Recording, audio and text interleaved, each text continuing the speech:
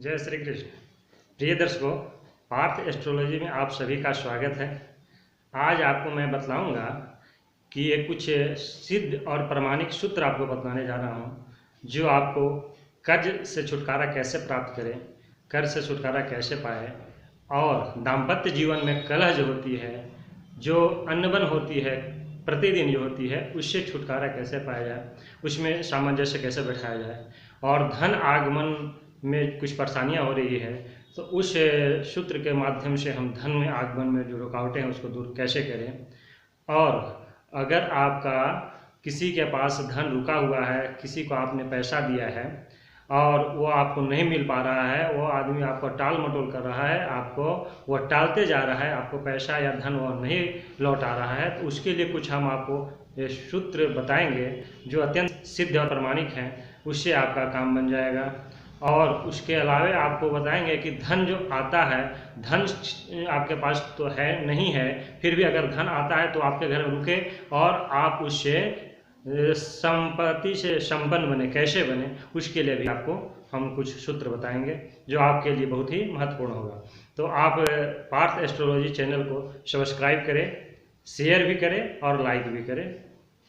तो आइए, कुछ एक श्लोक है जिसके माध्यम से हम कुछ आपको बतलाएंगे, वो श्लोक आपके जीवन में क्या प्रभाव डालता है। श्लोक है, सर्व पर वशम दुख सर्वमात्म वशम सुखमय यतद्विधात समासेन लक्षणम सुख दुखयो।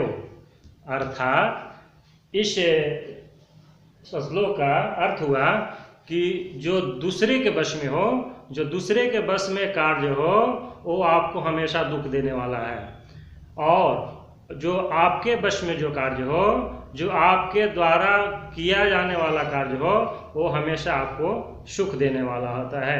तो आप इतना ही जाने कि ये दोनों लक्षण जो हैं ये आपको सुख और दुख के होते हैं। तो आइए, आप आगे आपको कुछ प्रमाणिक और सिद्ध सूत्र बताने जा रहे हैं, तो वीडियो का अंत तक देखिएगा।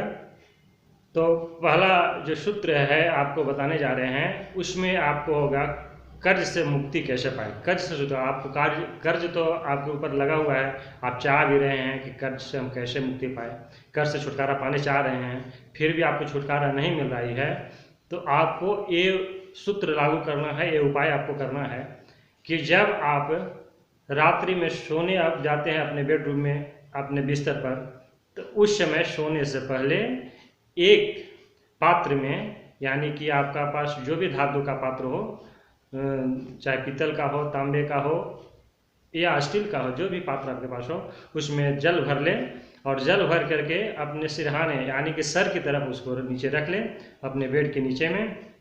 उसको ढकना नहीं है, उसको ऐसे खुला ही छोड़ देना है। और जब रात में आप सो करके सुबह जब आप जगेंगे तो उस पात्र को ऐसे ही छोड़ दें, और पहले नित्य क्रिया से निवृत्त होकर के स्नान आदि करके, और उस जल को किसी कटीले यानी कांट वाले वृक्ष या पौधा आपके आसपास में हो तो उसमें जा करके उस जल को डाल दें, उस वृक्ष में उसको जल को समर्पित कर दें।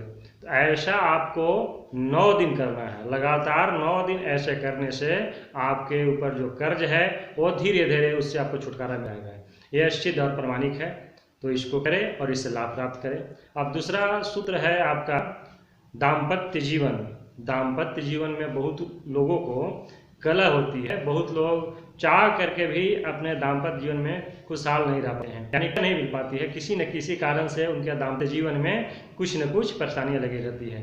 तो ऐसे दंपति जिनको अपने सामंजस्य बैठाने कुछ परेशानियां आ रही है, तो वो ये उपाय करेंगे।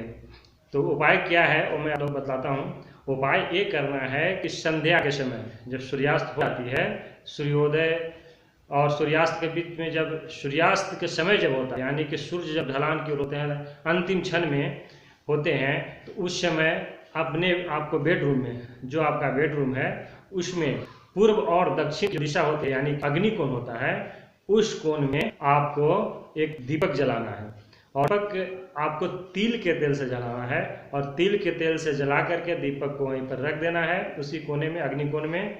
और तो उसको बाद जब वो जलते जलते जब वो बुझ जाएगी दीपक, तो उसको बुझने के बाद उसमें ठंडा पानी को डाल देना है और ठंडे पानी को डाल करके उसको छोड़ देना है। उसी तरह से आपको लगातार कुछ दिनों तक करना है, जिससे आपको वो जो कलह या आपके जो मधुरता नहीं है आपके दोनों के संबंध में, धीरे धीरे आपके मधुरता की ओर बैठने लगे। आप लोग समझ में उठा लेंगे, क्योंकि कारण आपको जीवन में खुशहाली आएगी। अब तीसरा है धन आगमन।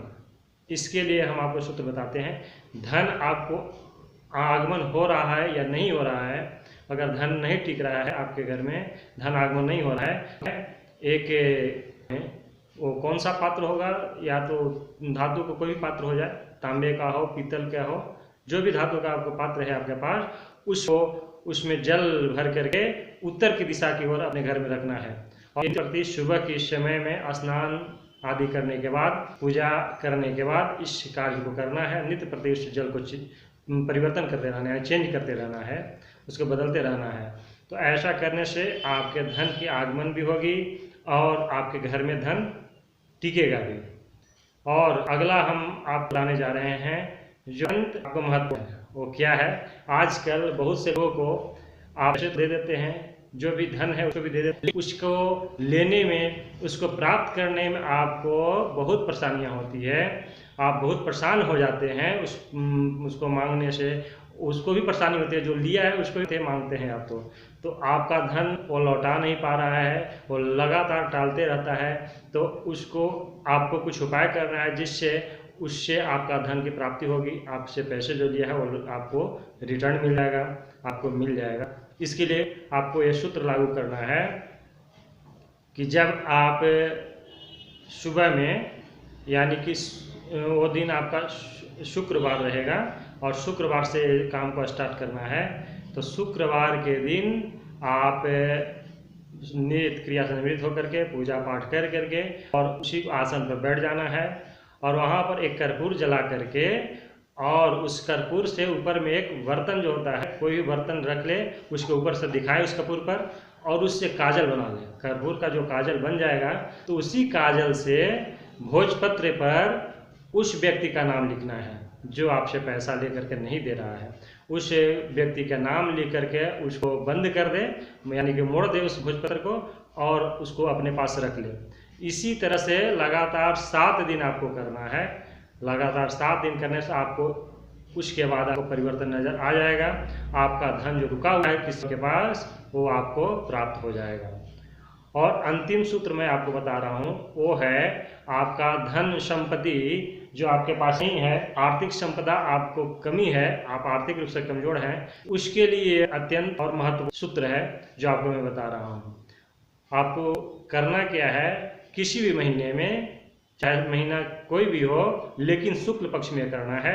शुक्ल पक्ष में प्रथम जो शुक्रवार होगा, शुक्ल पक्ष के आरंभ में जो प्रथम शुक्रवार होती है, उस शुक्रवार के दिन आप नित्य क्रिया से निवृत्त होकर के और स्नान करने के बाद माँ लक्ष्मी का पूजन करें।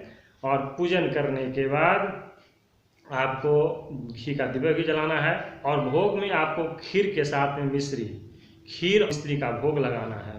और लगाने के बाद माँ लक्ष्मी का पूजा करने के बाद एक माला आपके पास अगर कमल गट्टे की माला है या चंदन की माला है, माला ओम का जाप करें। और इस जाप करने के बाद वो जो प्रसाद है उसको आप कुमारी कन्या, यानी कि 9 साल से कम उम्र के जो बच्ची हैं, वो कन्या को आप प्रसाद खिला दें। और प्रसाद खिलाने के बाद जो प्रसाद बचे वो अपने भक्षण करें। और प्रसाद खाने के बाद ये लगातार 3 शुक्रवार करना है। और 3 शुक्रवार करने से आपके जो धन आर्थिक स्थिति है उसमें आपको बढ़ोतरी होगी, उसमें आपको प्रसन्नता होगी, उसमें संपन्नता होगी। तो इस तरह से आप उपाय करें, यह सिद्ध प्रमाणिक है। तो इस तरह से आप करें। बस आज इतना ही। जय श्री।